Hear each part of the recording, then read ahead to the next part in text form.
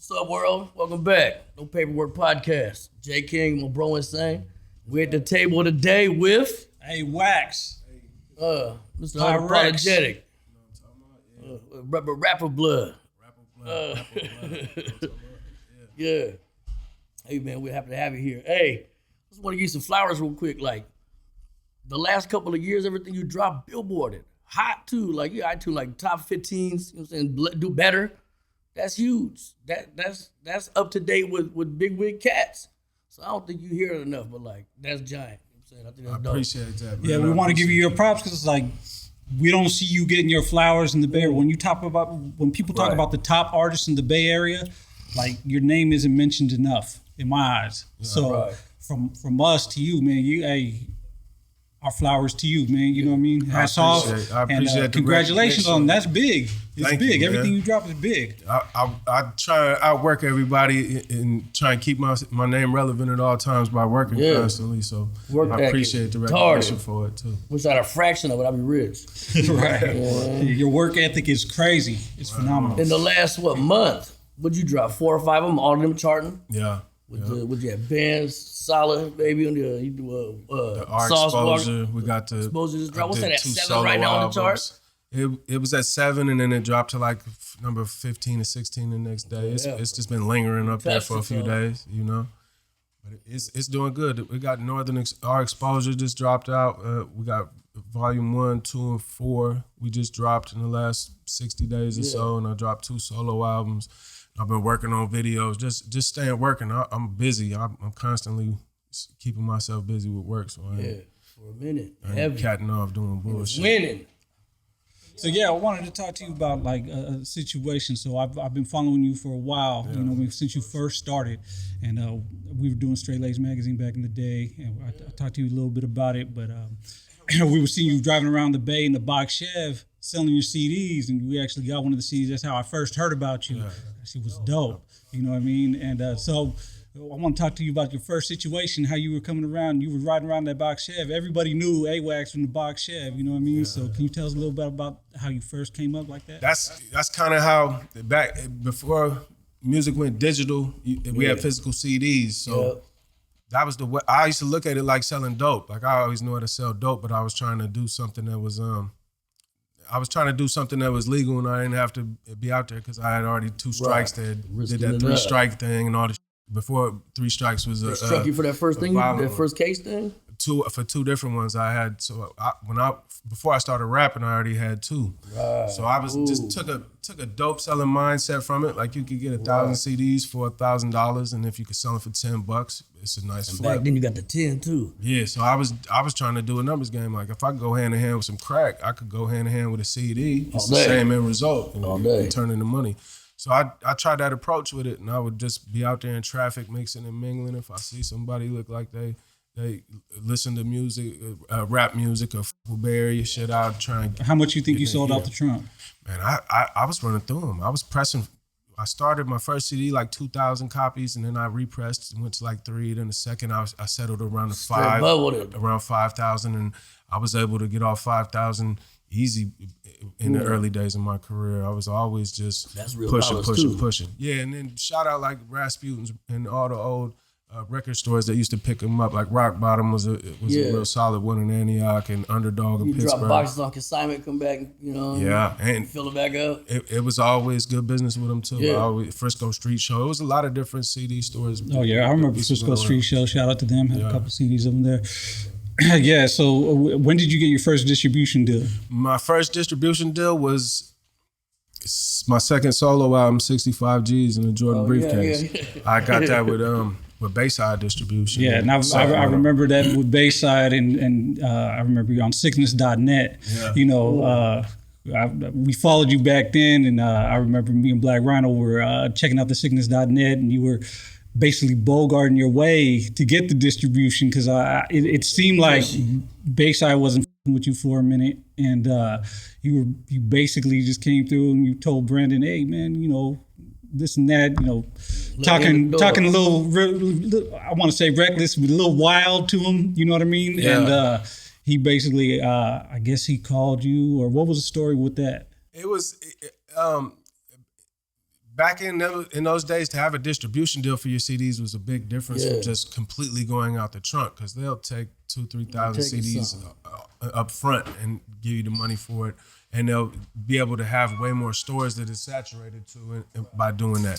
So when I came into it, I didn't see the need for it, but then once I started doing the hand-to-hand and learning the business, I seen it, and I was trying to get the resources, but I couldn't get nowhere with it. I went to Bayside one time in Sacramento, and I sat in the lobby and waited for a meeting with B12 for like an hour or 2 hours, and no one ever came out. I was just like, at that time though, Bayside, they were giving out distribution deals and advancing money. Yeah. So I've seen them advance. I've seen them advance $25,000. People, you come in with the CD pressed with the cover, and they were like, okay, cool. Here's $25,000 for promotion. We'll distribute your album. Yeah, and the promotion was different back then, but it was the same. In theory, like we would get posters and flats and flyers and it was just different ways to promote. Wasn't the internet to promote on so heavy or to really gain awareness from. So first I went and I tried to meet him, and I couldn't get in the door anyway. And then I seen him online, and I was picking my boy Woody brain, like, because he was distributed through him. And I was just asking one day, and they offered me a deal that was 25%. They wanted 25% of my overall sales, and for Woody, and 25% for B12. And I so they want 50% of your overall sales. Yeah, and I had bankrolled the whole album, so I took my money and flipped it into this. I was like, hold on, it don't feel right. You're gonna take all this. All they're doing is distributing to stores, so they're getting half of everything you put into it. So that's what made me spaz out online, and I was like, you know what? I was mad. I was like, Woody, oh shit. And immediately my phone rang, and Wood was laughing. And he was like, yo, I didn't tell him to say that. I told him you weren't going to go for it. And he was like, I don't want no 25%. You just negotiate what you negotiate. Yeah, I remember we were like, man, AWAX is wild, man. He like Northern Cali Pac. He going bad on everybody. But then it ended up working out in your favor, right? Yeah, I mean, you got to remember, I was basically raised in the penitentiary. I got tried as an adult. So when I came into music, I'm not this music game. Teenage, right? It's a cupcake. Yeah, it's sweet to me. Like I wasn't letting no one bully me around or take nothing from me in the pen. So how I'm gonna look coming out? If you leaving at 15, you really starting over at 21 type. Yeah, really. Yeah, I come from scratch, but you also seen some shit where you like, man, I ain't going for nothing. Yeah.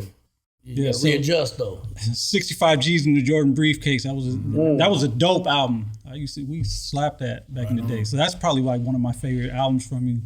And then so you progressed, and you've had other albums coming out, and I see you've done this Northern Exposure, right? And I noticed it's not Northern Exposure, right? But it's still similar to the Northern Exposure name. So what was the meaning behind that name on that? It was the same ingredients. Like that was one of the platform before. It was the original platform that I was introduced on. Woody had that, and he was getting local talent and homeboy rap for his people, and he was finding a way to get attention to it and bring up and get people recognized through it. So it wasn't like a project that he did for himself that was just him on every song. Sometimes he'll be on a bunch of songs, sometimes he'll be on less. It was more about him trying to tap into the talent that's unrecognized and unnoticed in this area in Northern California, and put that to the forefront. And he also would use the album graphics and the covers to just to promote his homie Snoop's innocence. And tell people to write him letters and those albums were big. They were huge back then. I remember I bumped all. We had all of them. You know, me and the homies from my hood, we had all those albums. We would bump them on a daily. That and GUN and a couple other Northern Ghetto Boys and stuff. But Northern Exposure was always in rotation. Yeah. So that's where that came from. I wanted to continue to have a platform like that without making it any like it's not Northern Exposure, it's Exposure, because it's the same ingredients to putting the music together, and you'll hear a lot of the original artists from those projects on the new ones mixed in with the new crowd, because I'm trying to find the ones I can't find. The Pyrex? With the RX for the Pyrex, and then I'm just trying to carry on that legacy and continue to bring awareness to Snoop's innocence, and hopefully he'll be free one day, back with his family. Right. And how hard was it to get everybody together from the other Northern Exposures? I see you brought a couple of them here, you know what I mean? Yeah. And so to get the East Cocoa camp together. For the most part, it was easy. Everyone's around. It was a couple. Shadow had to call a couple people and really press them, and a couple people flaked out before they came finally. But it was, for the most part, the majority, everybody just came when they heard what we were doing. They wanted to be a part of it. Yeah, well, that was big. Now, I wanted to take it back to, like I said, I've seen you before. I've met you another time at the label group. Speaking of B12, they had a meeting, label group that was going on. Yeah. And there was a cool little seminar about the rap game and stuff. And I remember when we were leaving, there was an incident, and I think it was between you and Hustler. And all I remember coming out, someone threw a garbage can, and they were like, AWAX just threw a garbage can at Hustler. And could you tell me about that situation? I think they mixing them up a little. It was two different ones, and one of them I went to, and one of them I wasn't at. I quit doing business with him at a certain point. Yeah. I think somebody from the A side threw a camp at a DJ that I used to mess with or something at one of them. But I got into another altercation. It was just, it wasn't nothing. It wasn't nothing to speak on. You know okay, yeah. So they must have got it because, like I said, I came at the end and they were saying, "Oh yeah, AWAX through the chair Hustler." Yeah, so we were like, "Oh okay." I ain't gonna embellish my gangster and nothing like that, bro. Like, but wasn't none of that, man. Okay, yeah. I just wanted to clear that up, but yeah. So what are you doing now? What projects are you working on right now? I got a couple projects. I got some. Man, I'm always got my hands in a bunch of stuff. I've been juggling like 11 different projects for the last probably 6 months. I got 11 that's unreleased. So I got 2 projects. One's done with me and Big Tone. I got another one with Big Tone and Doc 9 from the 559. And I got 2 different solo albums I've been juggling. I got one with my boy Dex Lopper from New York. I've been juggling a lot, and then I got all my artists. About that. Yeah, you doing something with Lav or something too? Yeah, I got an album with Lav. Y'all did one way back, didn't you? Gangsta or something? We did a lot of songs, but it didn't come out as a group album. It came out like features on the album here or there. Most of the songs just came out in different ways. So our schedule's just been conflicting. He down south right now, and I've been up here caught up in full work mode. He work his ass off like me too. So now you're pushing your label, right? You have artists that you're pushing. Yeah. Who you got on your label? It's not too many artists. I got Bang, who's with me, TDS Bang, and Shadow Brows is a female artist. So we got a new one from Shadow coming? Yeah, Shadow working on a lot of new music. We got, and there's a few I'm overlooking. I got some youngsters from Omaha and a youngster from Florida, and people that I'm working with. So I'm really spreading myself out there musically and trying to find some new talent to carry shit over for me. So one day I could take an executive role on shit and find something else. Yeah, I'm not trying to work this hard forever, man. I'm gonna retire. So I'm done too. You work hard, man. So you also got a documentary coming out, right? Yeah, for the record. Tell me a little bit about that. It's kind of like when I was working doing our exposure compilations. The first few everyone that was coming to the studio, we were just asking them for their take on their time with Woody and the East Cocoa label in general, how he ran it, what it was like to work with the East Cocoa label and be in the studio and kick it with them, and from their personal recollection, what it was like, that experience, and let them tell it in their own words. So I got Big Tone and Megan and Shadow and Lil D and everybody. How far out is that from coming?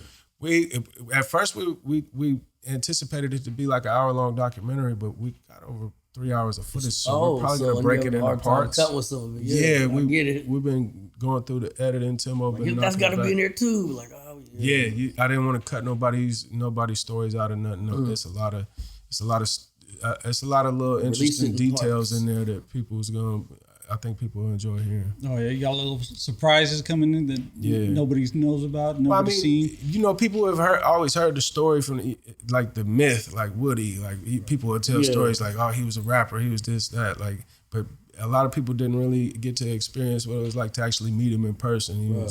He was a real one of a kind individual, and if you ever met him, it pretty much impacted your life. Just hearing what you said about him in other interviews, yeah, it's like, damn.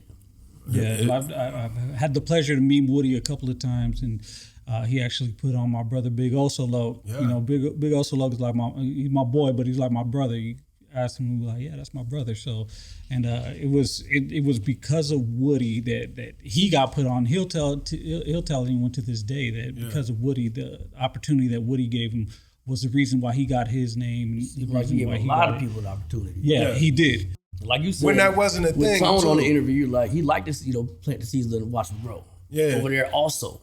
You got to remember, music was relative. It was still pretty new as far as rap music. It was only a couple generations deep when Woody first started doing these projects, and it wasn't a lot of ways to get your name known, especially transitioning from cassettes to CDs into the digital era. Like every time it hit one of those curves, it was a whole new learning process to that. Right. And his style was different from what was coming out because you had the Dark Room from Nias and you know, you had the Bay Area, then you had Woody. And Woody was coming out with, he had that storytelling, that real life music, you know what I mean? And his style was unlike anybody else's at the time, you know what I mean? Yeah, he was gangbanging with some cold stories and some lyrics in that thing. Yeah. It wasn't just...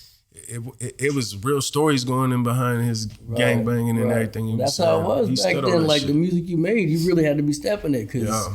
And if you were a homeboy back then, when Northern Exposure came out, you knew who Woody was. You listened to it, you bumped it, so everybody felt like they knew Woody. Yeah. You know what I mean? It was like, oh yeah, Woody. Oh yeah, that's the homie. Have you ever met him? Yeah. Nah, but. Yeah, I feel him. He was part of the Bay Area sound at that time. They were like, and him too, you know. Yeah, every time we had a house party, though, there wasn't no Antioch music scene like Pittsburgh had. We had Jallo and certain artists that was coming out from the mid '90s and whatnot. But as far as when Woody came out, I couldn't name one other rapper from Antioch, California. Now it's a whole bunch of artists from Antioch, California. And it's a accepted place to be from as a rapper. Right. Back when I was a kid, it wasn't like that. Antioch was looked at as like a nice area, and it wasn't nowhere to be talking that shit. Yeah. And Woody always showed love to Snoop. Yeah, always showed love to Snoop. Free Snoop, man. Shout out Snoop, man. He just I heard he got married recently, and to his girl. And I see some pictures. Yeah, congratulations to him. Hopefully he make it home soon, get to be with his family, and try and just keep that awareness going for him, and because that's what Woody would do if he was around. That's how I feel. Yeah, so and that's like a big thing, right? Because you've never met Snoop, right? But you're doing what Woody would be doing if he was alive. So you kind of took over, not took over, but you're keeping it alive. You're keeping that going. I'm carrying the torch. That's all what I want to do. I'm not trying to keep lying on a situation that can give you fixed potentially. You know what I'm saying? Yeah, that's the way I see it. I'm not trying to like take advantage of his legacy or anything.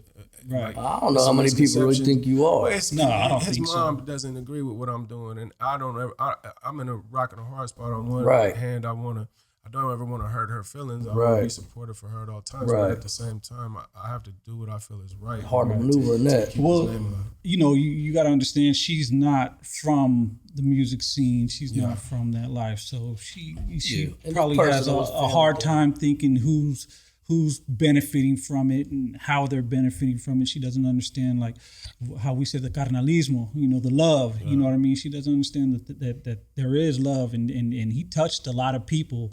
And even for you to carry the torch and you not even knowing Snoop, but going through, like, that's love. To me, I see that as you showing the utmost respect and love for Woody. It's like carrying on for him. I don't see it as you trying to gain anything from it, but just to keep not only Woody's memory alive, but the hope for Snoop to get out alive. I've been in penitentiary. I've been in maximum securities with the whole yard. Like, we all say, people be like, joke. It's like a running joke in there, like, what you in here for? I'm innocent. Like, you know what I mean? But like, Lord, I done been on a yard with 99.9 of the people like that just joke about it, and then there's that one guy on the yard that everyone universally knows he's innocent. Like, and everybody feel universally bad for him. No one want to see someone in that situation. Like, you keep it solid. You ain't no snitch, so you gonna fall on your sword forever.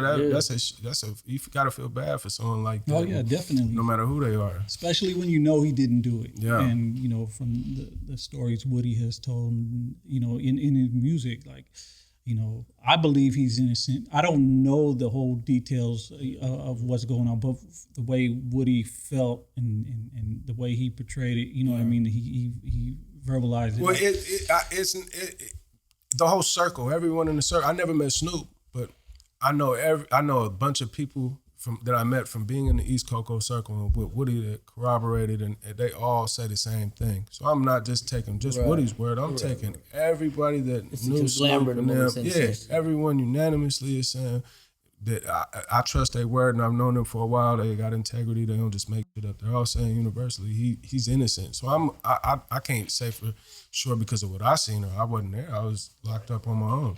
But from the people I trust, I'm 100% sure. Like, he's innocent, and I just pray he come home with that. Well, free Snoop, man. Yeah, free Snoop. I mean, what more can we say but free Snoop? You know what I mean? Right. And so your fan base is predominantly homeboys. Yeah. You know what I mean? You have a big homeboy fan base, but you're not a homeboy yourself. You're a blood. But I mean, kicking it with Woody, I mean, you kind of understand the homeboy politics and you know what goes on with that.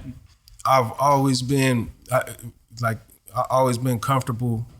When I came around, they always made me feel like family. Like I would be in their homeboy parties where it's nothing but their hood shit, and they'll bring me in, and everyone would just show me love on Woody's word and the people that I did know.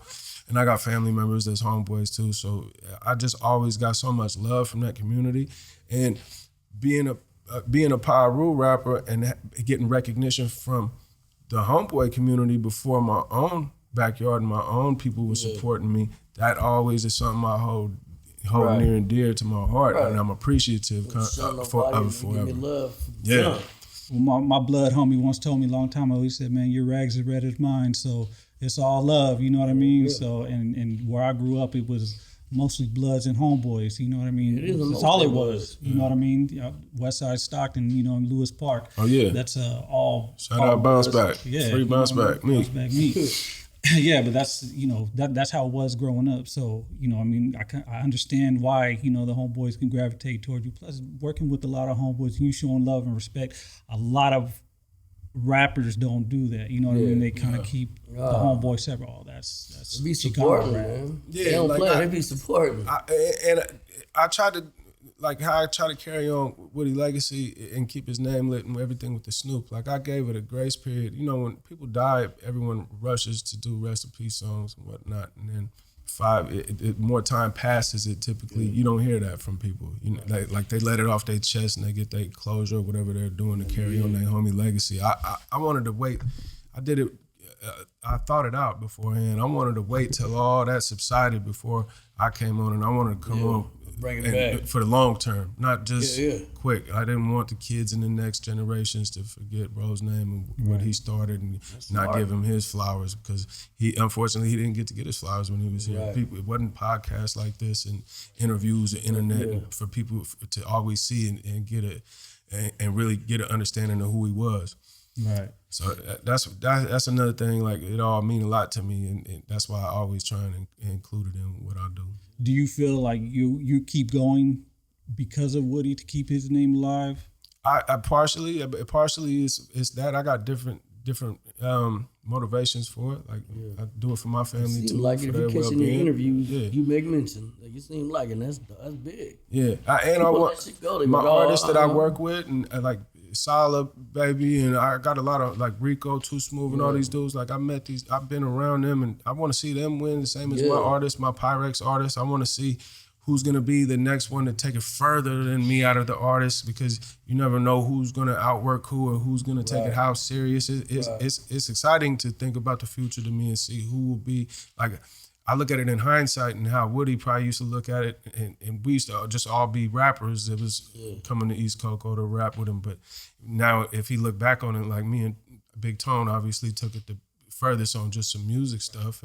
But then everybody, some people didn't put out no albums since then. And then like Shadows put out a lot of good music from them. But different people do different things, and other people just go farthest with the music. Like, I'm interested to see where life pans out for everyone I'm working with now down the road. That win look good. Yeah, like, everybody feel good around it. Who's gonna take it and run with the music? Who's gonna pivot to music and go work for a label or start a podcast or be successful. You never know. Tattoo artists, people do all kind of different things. So, and I don't look at one as more successful than the other. If something makes you happy and you could feed your family off of it, you're winning in life. That's right. So where do you think the state of the Bay Area rap game is right now?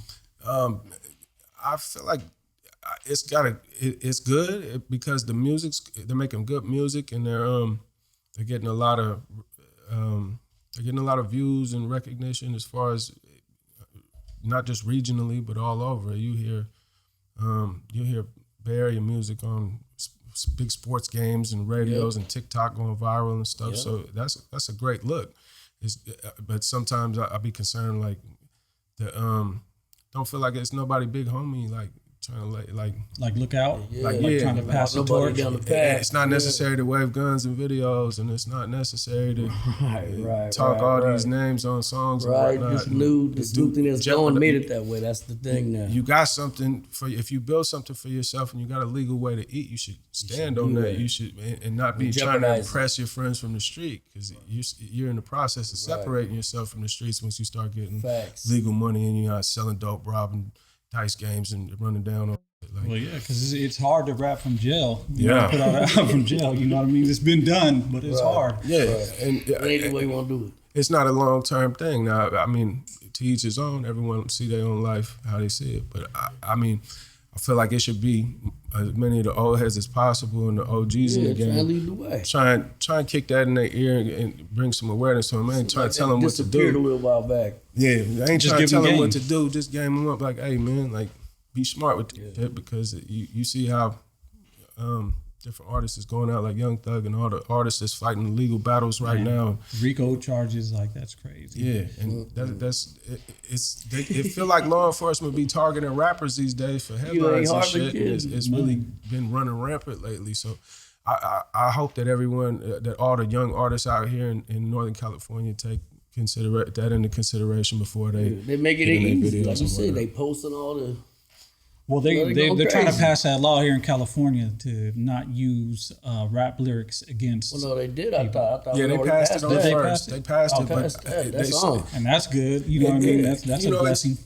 It's gonna hit the Supreme Court. It's probably still that doesn't go for the feds. And of course. Yeah, like they just used I think they used Tory Lanez anyway. In his case, they used his lyrics, even though that law passed. Quit you, the fed can pick up the RICO and run that way. So. Yeah, I mean it's just better for everyone. Like it's art, and aside from all that too, like just from a monetization standpoint on platforms like YouTube. You don't get your full money off your video views if you got 5 cups of lean and 2 pounds of weed and a bunch of guns and too much shit anyway. They're gonna limit your ads. They're gonna pay you less for it, and they're gonna limit your ads and only put certain kind of ads on your videos. Right. So you could hit 10 million views or something, and you're gonna get a fraction of what you could have got without that stuff. And that's even with this podcast, we have to censor the cussing, and it's really hard for me because it's like, this is day one. We try not to cuss. That's how we do it. But I don't know what to do now. My vocabulary is about this big. I can't swear something like. I'll listen, I guess, for the first time ever. Hey, I'm go right back to what I know, Jack. Yeah, you know what I mean.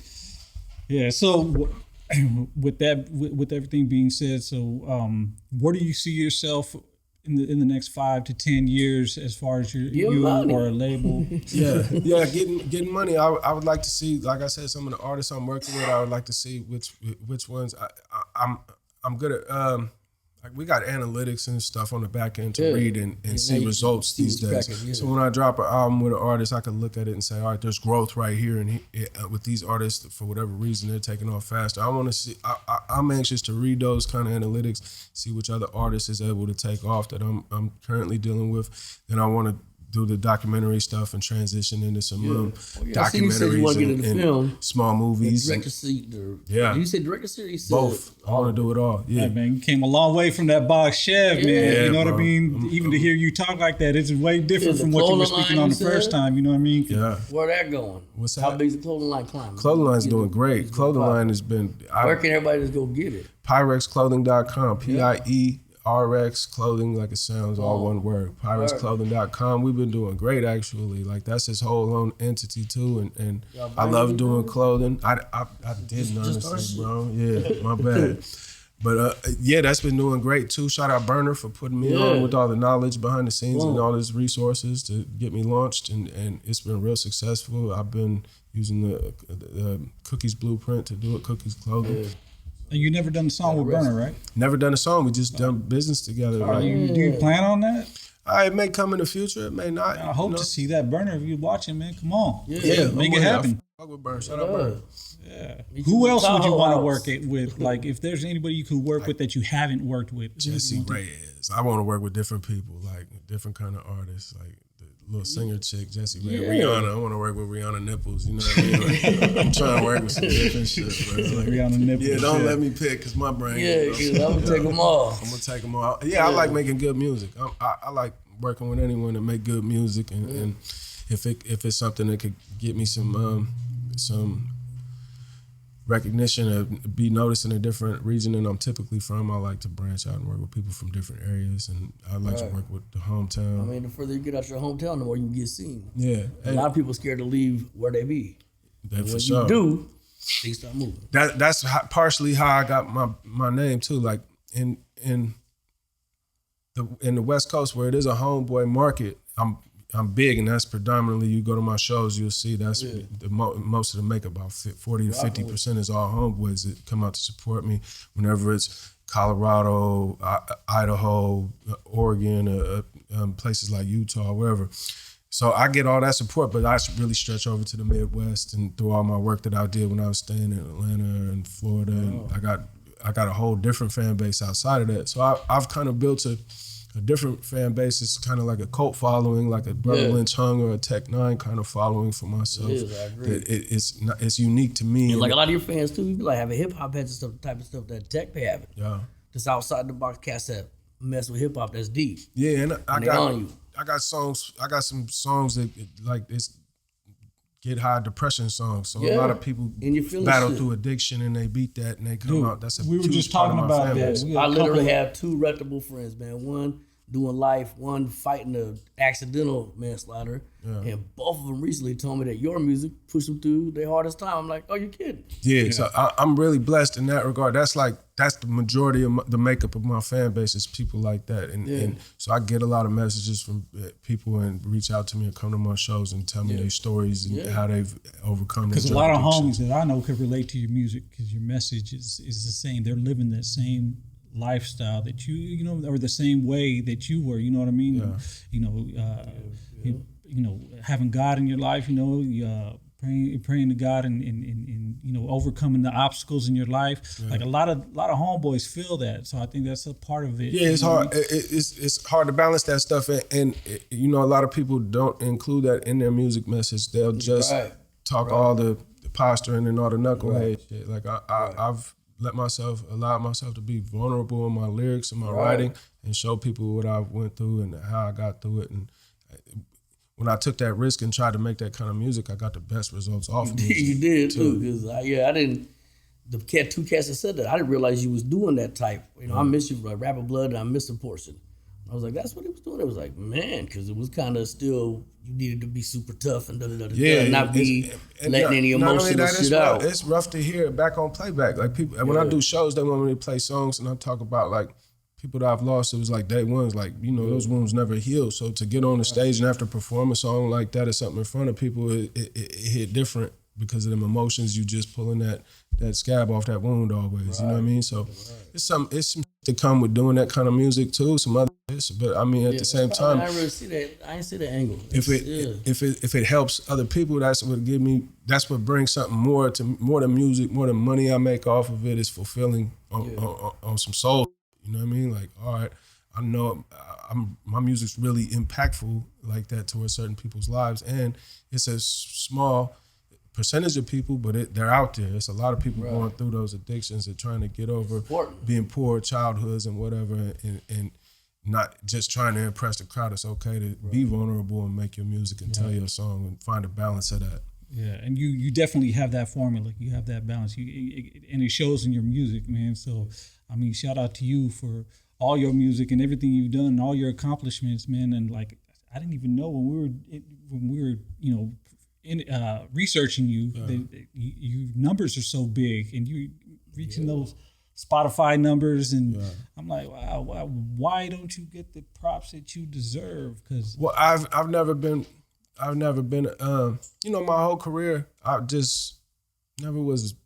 I didn't mingle and mix with rappers. Like when I first came into the game, rappers would all do a song together and I call it's my brother. I've known him forever and all that shit. I couldn't it was fake if I did that. So I never built with rappers like that. The ones that I did become tight with and through the years, that's why it's such a strong bond that carried over today. Like people I know from when I first started, like Shadow or Woody or certain artists that was Big Tone, like I got a different bond with them. Like now I'm more mature in myself in my career and just myself in general to where I could meet new rappers like Rico Too Smooth and build with them and be open to making actual friendships and bonds with rappers. Do you think that was from like rap politics?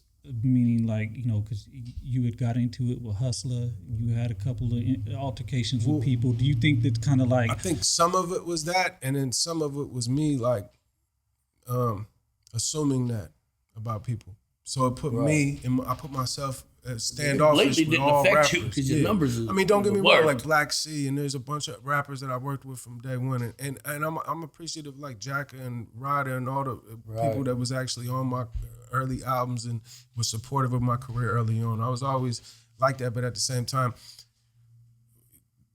I always look at things like, would you, if I'm gonna do this for you, would you do it for me? I try and be on even keel with my friends. So if I go and people don't come with me, you ain't really with me. I've always had that you either with me or against me attitude in my whole career. We eating together, we starve. Yeah, like only recently have I been able to separate that and just let people can have their own politics and whatnot, but and as much as our politics align as or how much I see in you traits and qualities that I think are respectful, that'll base it on how much I'm around you, I mess with you. Right. Like if I see things I don't like, you ain't gonna see me around you, and I'm not gonna keep doing songs and nothing like that, you know? That's real. No, I'm not gonna make it. I take it on case by case. If I don't take someone else's word and I don't like him either, so I'm not gonna fuck with him. If your name ain't solid, I ain't fucking with you anyway. But if someone just saying something if you planning on going, I might be questioning you now. Like, what on the street is?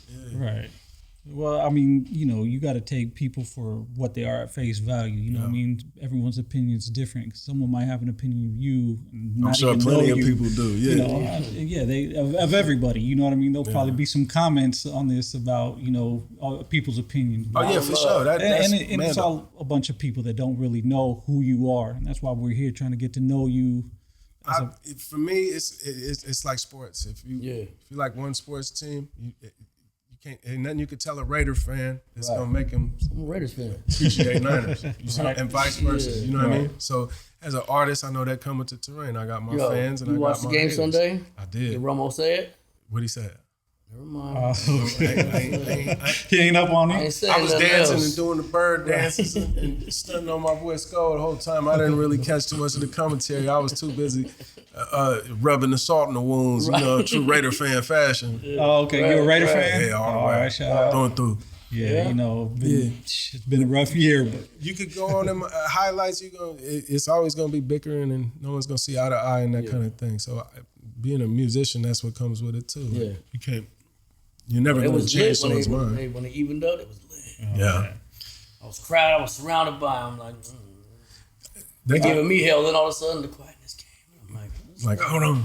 All right. Well, we gonna cut this a little bit short because I know you got to do a video shoot with the homie BFD. Yeah, we got some time. I just wanted to see if there's anything else you want to say or something you want to mention. You know, while we have you here. Nah, I appreciate the look, man, and the platform, and it's crazy. We go back as far as we go back to it. Just brought me back to a whole nother time early on in my career. Man, we was way back in them days with the CDs out the trunk and whatnot. Like, came a long way with this music. From the real starts of it. I tell you, we seen you a couple times in that box shed, like probably like 4 or 5 times. Once in Oakland, once in Sacramento, once in Pittsburgh. I think in Fairfield. Like you were everywhere in the box shed. Like, oh, that was AWAX. I was outside. You were everywhere. Some of them CDs getting them money. Yeah, if you get the juggle, huh? Of course, you waking up like happy again. And I took all that money and threw it right back on it too. I kept just throwing it on there. That's the key too. You didn't get the money, buy all the clothes, and I'm broke. I'm gonna get some new. That's why I ain't had the big chain. I just had money. a couple little chains back then, and I ain't had too much. I was just kept investing in myself and then believing in myself, building my brand. That's paid off. I mean, it paid off. You know what I mean? You're probably not where you want to be, but you're at a high level. I'm cool. I don't. There ain't no artist where I look around and be like, oh, I wish I was in his position. I'm cool. I like my role I built for myself. Like, you want to wear my stuff so to feel like to be me? No. Yeah, in hindsight, like I could have made like Baby Bash or only Drake kind of themed records, and then my shows would have just been females, and I could have been a super dirtbag. But I'm cool with my role. I'm fulfilled. And you stuck to your art this whole time, and when the script, like I said, was still only gangster music. You was still playing with you telling her the truth about what you going through. Yeah. It's worked. Yeah, 100%. I appreciate y'all, man, having me out and we just, like I said, we want to give you your flowers, man. And I don't think you get your flowers enough. You know what I mean? But while you here, you know what I mean. While you still breathing, we wanted to give you your flowers and tell you we proud of you. You know what I mean? And congratulations on all your success, man. And I hope, sincerely that, you keep on climbing and you keep on pushing and you got to stop button. Yeah, I appreciate y'all, brothers. You ain't been walking through this process. You've been running, Forrest Gumping the whole time. You running. Yeah, you gone. But before you go, you think we can get you to spit something for us? Man, let's do it, man. Someone line that up. Yeah. Specialist. Let's go. Is it on? It's on. No Paperwork Podcast. AWAX about to drop that. AWAX, Big E's and P's. You know what I'm talking about? Long live EBE Brands. Long live Dice. Long live Trife. Yeah. Wax. I lost bands, Trife and Dice, and now this world's a colder place. Rather just be to the face than making them same old mistakes. Keep on asking stupid questions, what the fuck I'm supposed to say? You only wanna trade me places, cause you don't know what it takes.